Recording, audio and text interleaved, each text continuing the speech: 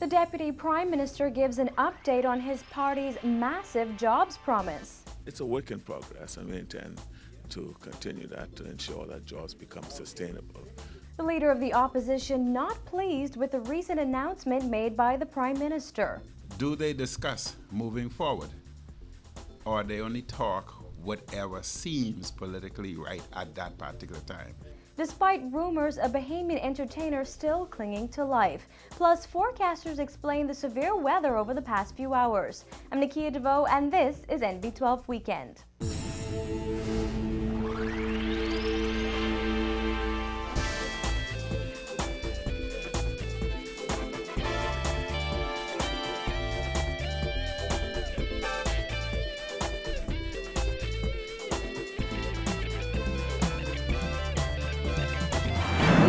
So much for spending your Sunday evening with us. On the campaign trail, the Progressive Liberal Party promised to surpass the number of jobs it created during its last term in office.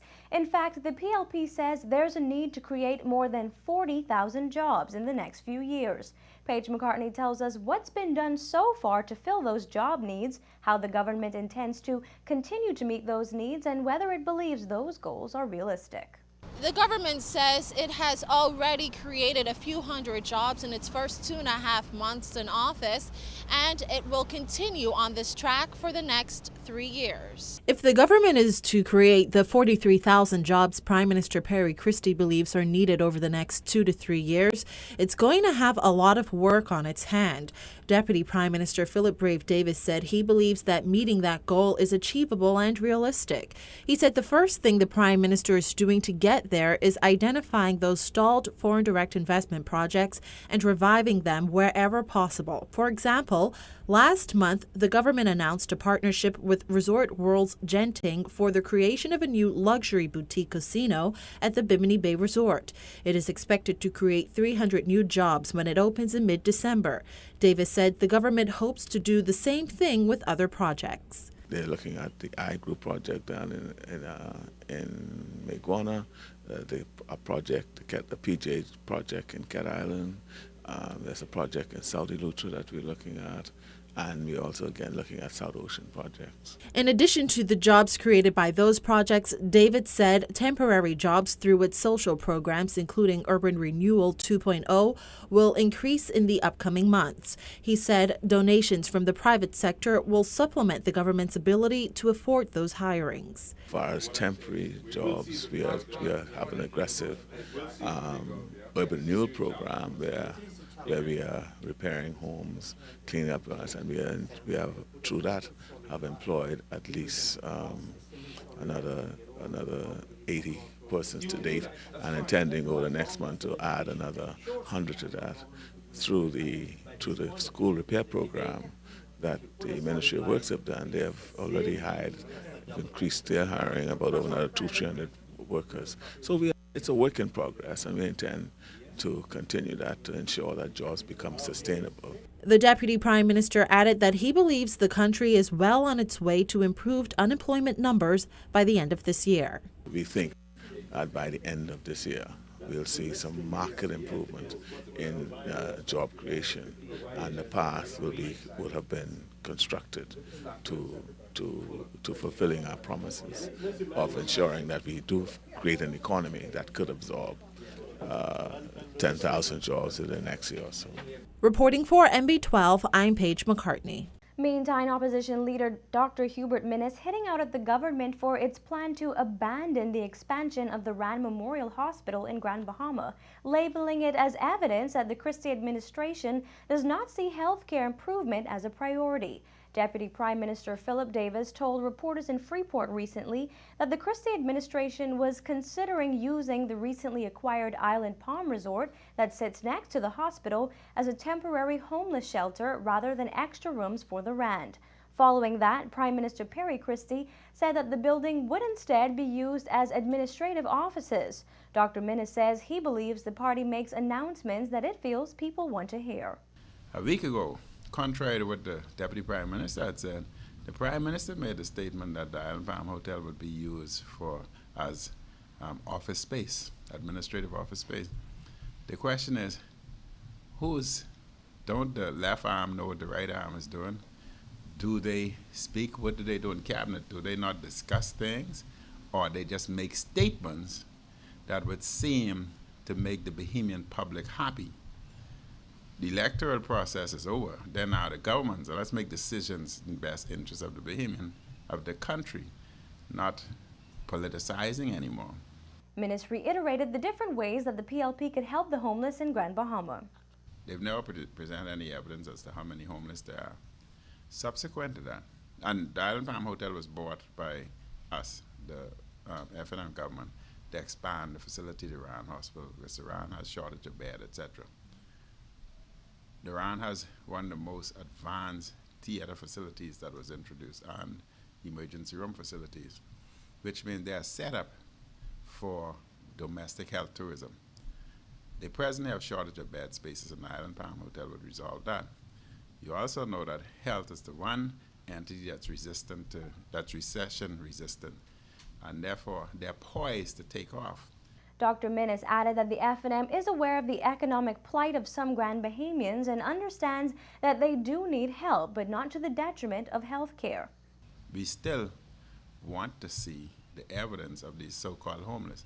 Now the Prime Minister is changing, saying it's for administrative officers.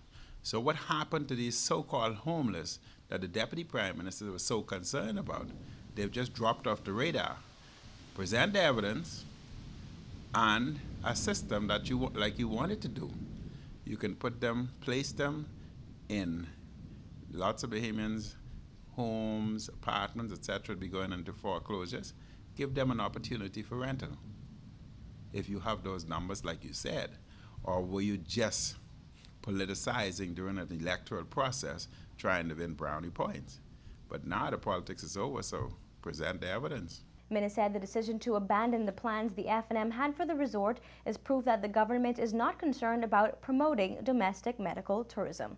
And we'll talk more about medical tourism later on in the newscast.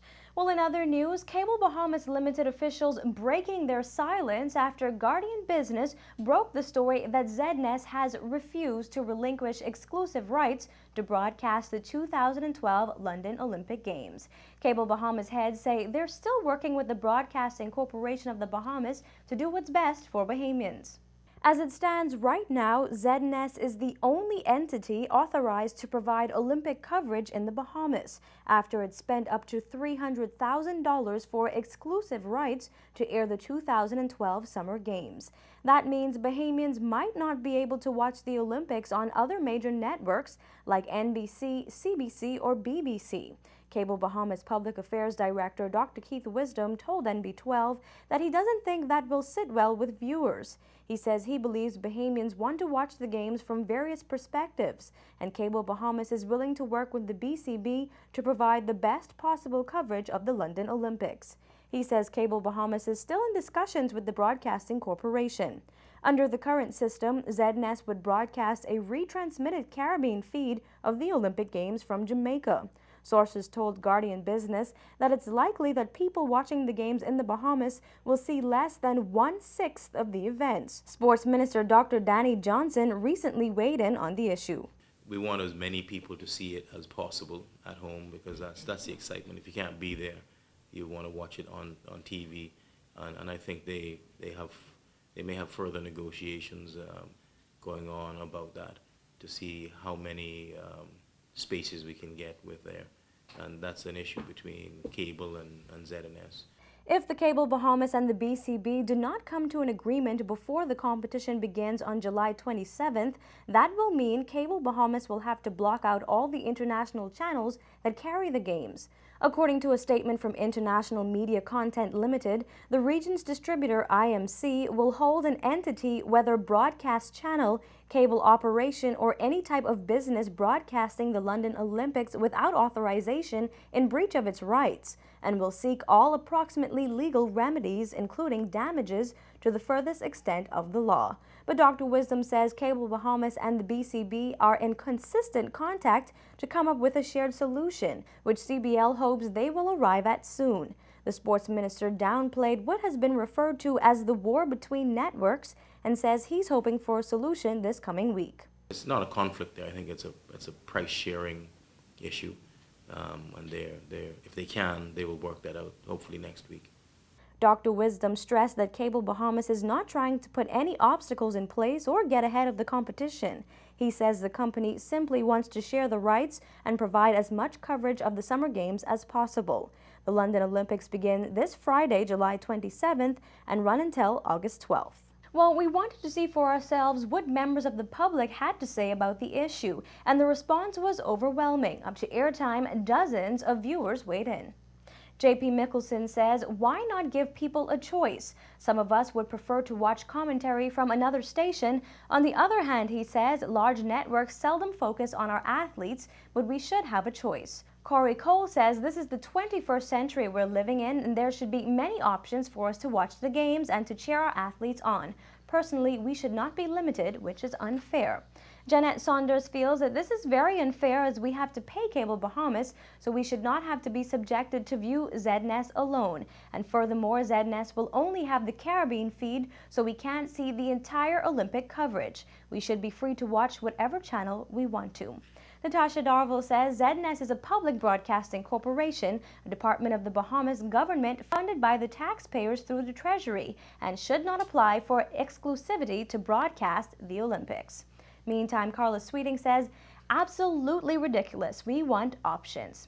Spade Knoll says, we say Bahamians first, but we criticize our own public station but prefer to support a foreign entity. This is why we cannot move forward as a nation. And finally, Delwyn Swan says, the other vexing thing is that we will be subjected to watch events that Jamaica wants us to watch. So that means it will be more focused on their athletes. Well, thanks so much for those comments, guys. Be sure to keep them coming.